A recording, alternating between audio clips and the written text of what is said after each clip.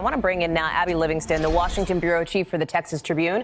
Tolu Olorunnipa is Bloomberg's White House reporter. Jim Messina is the former White House deputy chief of staff for operations in the Obama administration. And today we talk in the round, my friends. It's very Chuck Todd-esque in our temporary new digs. Let me start with you, Abby, because Speaker Pelosi, to pick up on Leanne's point, is talking about this being a non-starter from President Trump. There is very little support on the part of the Democrats for this kind of thing. So where does this go?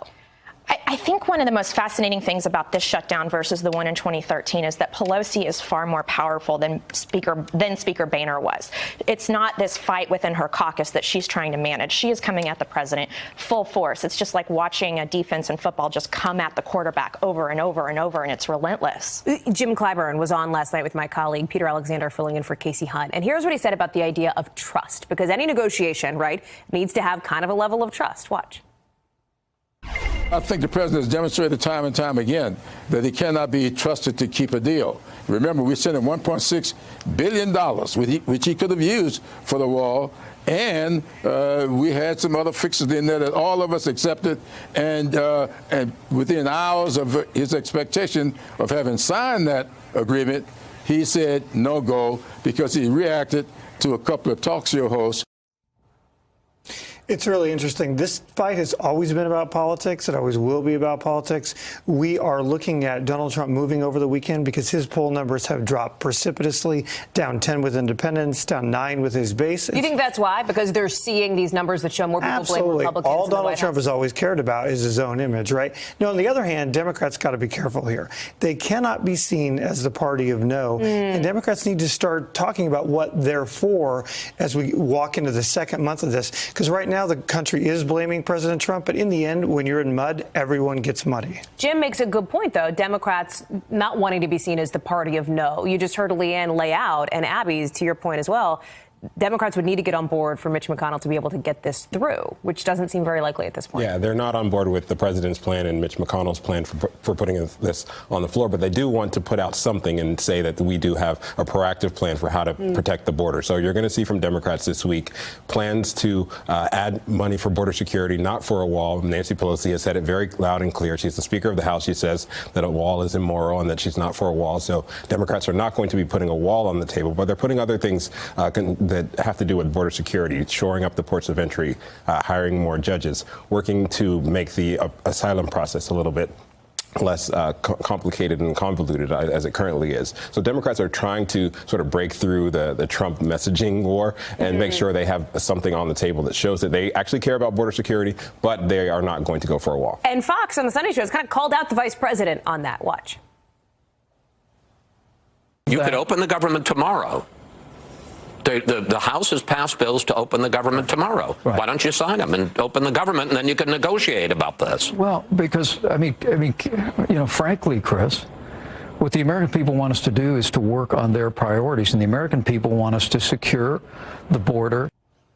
So, Tolu, that's the messaging you're talking about. But Jim and Abby, this may be a sign of growing pressure, perhaps on Republicans, given that Democrats do have a message, open the government now, and then we'll talk. That's exactly right. And the Republicans do not have a message. They have Trump changing his mind all. Well, they do have a message, border security, right? Isn't that their message? Yeah, and their message is getting killed, right? People are blaming them for the shutdown because, remember, the shutdown is not supposed to be about immigration. The shutdown is supposed to be funding the government. And instead, Trump is saying, I want what I want, and you have to move here. And Democrats are very united. To Abby's point, they have a Speaker of the House who's absolutely as powerful as she wants to be right now. She has a unified caucus, unlike Boehner, and she can deliver her caucus. I cover 38 mostly rank and file members of Congress. We're not even talking about them. We've talked about 5 people in this. The central question I have for each of my members is, why is your opposition or support for a border wall worth putting your constituents through this? That, I think, is going to be a central question. We talk about this a lot, actually, on Stephanie's show today, on my show coming up, the idea that this is a crisis not just politically, but also for actual human beings, right? And the president acknowledged those actual human beings in a tweet over the weekend, saying, to all the great people who are working so hard for your country and not getting paid, I say thank you. You are great patriots. going on about being able to fix what he calls a humanitarian crisis, adding, "We will win big." How do you think that resonates? Yeah, that's been part of the messaging strategy of this administration. The president, in some cases, has sort of put these 800,000 workers under the bus. He said, these are all Democrats, and he said that, Democrats should come to the table because these are their people. But now they're realizing that, you have to show some compassion for people who have been working for a month without pay. And I think his advisors that are close to him that have advised him to go to the border wall and give that speech from the Oval Office during prime time are telling him you have to put some words out there that show that you care about these workers and that you're not callous towards them, because that's the message that Democrats are saying. Go ahead. We've been following 1,000 voters in the Midwest online every week who voted for Barack Obama and Donald Trump.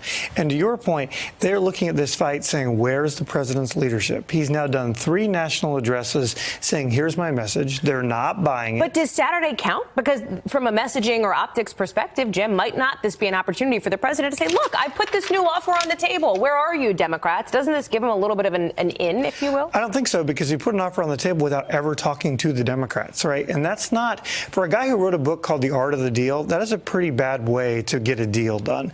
And I think voters are smarter than anyone gives them credit for. They look at this and say, come on, man, just sit down and get to a deal. Abby, quick final thoughts. I just wonder how much this back and forth between Pelosi, McConnell, Trump actually means to someone whose credit rating is going to get ruined over the last month. Hey there, I'm Chris Hayes from MSNBC. Thanks for watching MSNBC on YouTube. If you want to keep up to date with the videos we're putting out, you can click subscribe just below me or click over on this list to see lots of other great videos.